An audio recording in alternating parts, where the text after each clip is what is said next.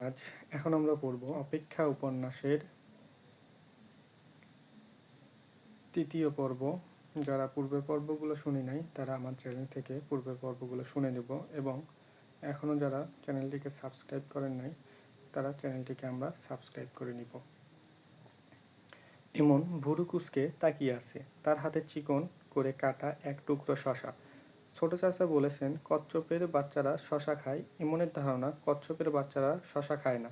সে অনেকক্ষণ ধরেই শশা হাতে বসে আছে, তার কাছ থেকে তো খাচ্ছে না, বরং শশার টুকরা মুখের কাছে ধরতেই এরা মুখ, হাত পা খোলসের ভেতর ঢুকিয়ে ফেলছে। মনে হচ্ছে শশা ওদের জন্য ভয়ঙ্কর কোনো খাবার। মানুষের বাচ্চাদের কাছে দুধ যেমন, ওদের কাছে শশাও তেমন। কচ্ছপের বাচ্চা দুটো ইমনের জন্য এনেছে তার ছোট চাচা। এরা বেশিরভাগ সময় থাকে বাথরুমে লাল প্লাস্টিকের বালতিতে। মাঝে মাঝে ইমন যখন খেলতে ইচ্ছা করে তখন সে বালতি থেকে তুলে আনে। পানি থেকে তোলার সময় তার একটু ভয় করে কামড় দেয় কিনা। এখন পর্যন্ত কামড় দেয়নি। ছোট চাচা বলছেন কচ্ছপের বাচ্চাদের দাঁত নেই বলে তারা কামড়ায় না। যখন তারা বড় হবে, দাঁত উঠবে যখন, তখন কামড়াবে। তখন আর তাদের বালতিতে রাখা যাবে না, নদীতে ফেলে দিয়ে আসতে হবে। যে নদীতে কচ্ছপ ফেলা হবে সেই নদীর নাম বুড়িগঙ্গা। ঢাকা নগরী বুড়িগঙ্গার তীরে অবস্থিত। ইমনের আজ স্কুল নেই। সে সকাল থেকেই কচ্ছপের বাচ্চা নিয়ে খেলছে। এদের সে নামও দিয়েছে। বড়টার নাম টম, ছোটটার নাম টমি। এরা দুজন একসঙ্গে থাকলেও দুজনের মধ্যে কোনো মিল নেই। শুকনায় ছেড়ে দেওয়া মাত্র দুজন দুদিকে হাঁটতে থাকে। এমন বই পড়ছিল কচ্ছপরা আস্তে হাঁটে। এখন সে জানে এটা মিথ্যা কথা। এরা চার পায়ে বেশ দ্রুত হাঁটে, মুহূর্তের মধ্যে ঘরের কোণায় চলে যায়। তাদের তখন খুঁজে পাওয়াই মুশকিল হয়। সবচেয়ে বেশি দ্রুত হাঁটে টমি। এমন ভেবে রেখেছে তার ছোট বোনটা যখন আরেকটু বড় হবে তখন সে একটা কচ্ছপের বাচ্চা দিয়ে দেবে। এমনের ছোট বোনের নাম সুপ্রভা। মা বলেছেন সুপ্রভা নামে মানে হচ্ছে সুন্দর সকাল, গুড মর্নিং। কিন্তু ছোট চাচা বলেছেন সুপ্রভা মানে সুন্দর আলো। কারটা সঠিক সে জানে না। ইমন ঠিক করে রেখেছে কোনো একদিন সে তাদের মিসকে জিজ্ঞেস করবে। সুপ্রভা এখনও খুব ছোট, বেশিরভাগ সময় সে ঘুমিয়ে থাকে। মাঝে মাঝে তার কাঁদতে ইচ্ছা করে, তখন সে কাঁদার জন্য জাগে, খানিকক্ষণ কেঁদে আবার ঘুমিয়ে পড়ে। এমন তার সারা জীবনেও এমন কাঁদুনে বাচ্চা দেখেনি। সবচেয়ে মজার ব্যাপার হচ্ছে সুপ্রভা কারো ওপর রাগ করে বা ব্যথা পেয়ে কাঁদে না, কোনো রকম কারণ ছাড়া কাঁদে। সুপ্রভার কান্না দেখতে ইমনের খুব ভাল লাগে।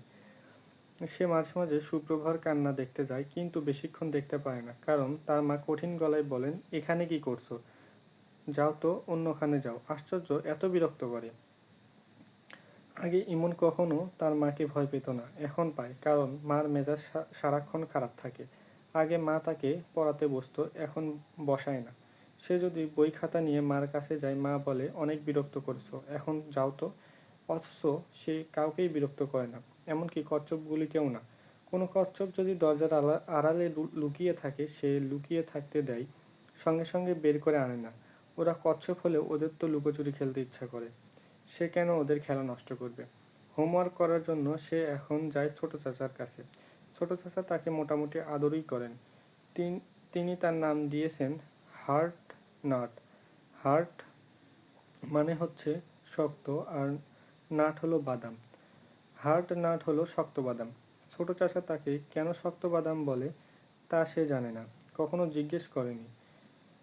কোনো একদিন জিজ্ঞেস করবে। ছোট চাচা পড়াতে পড়াতে প্রায় বলে, কিরে হার্ড নাট, মন খারাপ? সে বলে না, কারণ তার মন খারাপ থাকে না, আবার মন ভালোও থাকে না। সুপ্রভার সঙ্গে সে যদি গল্প করতে পারত তাহলে তার মন ভালো থাকতো। বাবা মার সঙ্গে গল্প করতে পারলেও মন ভালো থাকতো।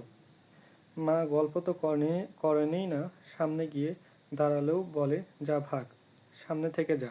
শুধু বিরক্ত, শুধু বিরক্ত। একদিন ঠাস করে একটা চড়ও মারলেন। আচমকা মারলে সে মেঝেতে পড়ে গেল। ঠোঁট কেটে রক্ত বের হতে লাগলো। তারপর সে একটুও কাঁদেনি, শুধু ডাক্তার যখন ঠোঁট সেলাই করতে গেলেন তখন কাঁদল। তারপরেও ডাক্তার বললেন, বাহ, দারুণ তো ছেলে, ছেলেটার খুব সাহস। ছোট চাচা বললেন, সাহস হবে না, এই হলো হার্ড নাট। এ মোটেই সহজ জিনিস না। এখানে অপেক্ষা উপন্যাসের 3য় পর্ব শেষ হয়ে গেল, বুঝতে পারিনি এত তাড়াতাড়ি 3য় পর্ব শেষ হয়ে যাবে। তো আপনাদের মাঝে খুব তাড়াতাড়ি 4র্থ পর্ব নিয়েও হাজির হব ইনশাল্লাহ। তো আপনারা এখনও যারা আমার চ্যানেলটিকে সাবস্ক্রাইব করেন নাই, তারা আমার চ্যানেলটিকে সাবস্ক্রাইব করে আমার পাশে থাকবেন, পরবর্তী ভিডিও আসার সাথে সাথে যাতে আপনারা সেটি পেয়ে যান। তো আজকের মতো এখানেই বিদায়।